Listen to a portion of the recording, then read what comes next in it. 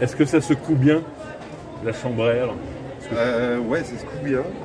Mais par contre, tout est collé auparavant. C'est collé cousu. Si c'était pas collé, la chambre à air avec son élasticité se partirait dans tous les sens. C'est-à-dire quelle partie est collée par exemple sur... Bah, là, par exemple, cette couture-ci, il a fallu que je prépare ma matière, mes deux matières, pour assembler, pour être sûr d'avoir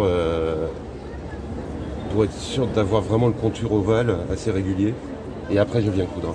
Là, la couture se fait sans aucun problème. Tu colles d'abord et je colle d'abord, ouais. Parce que sinon, tu n'arrives pas... Bah, sinon, ça partirait dans tous les sens, ça se déformerait. J'aurais une partie avec le pied presseur, ça déformerait la chambre à air, ça déformerait les ronds.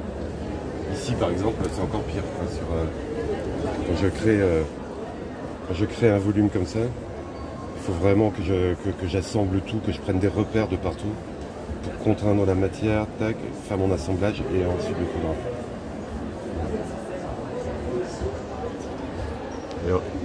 Et pourquoi ce matériau? Comment est-ce que ça t'est venu de... Oh bah c'est très vieux, ça c'est par souci un petit peu d'écologie aussi, souci d'économie aussi au tout début quand je me suis lancé. J'avais pas envie d'investir dans des matériaux trop coûteux. Et après je me suis rendu compte que c'était quand même hyper résistant. Et que ça tenait vraiment très bien. Donc là,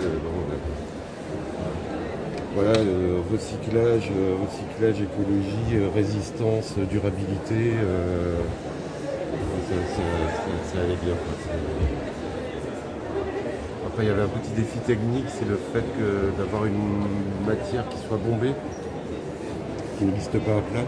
Ouais. Et du coup, j'imaginais pouvoir créer des volumes un petit peu organiques, un peu atypiques, avec un peu proche de la science-fiction, de la bande dessinée. Des choses très organiques, très bestiales, quoi. Ouais.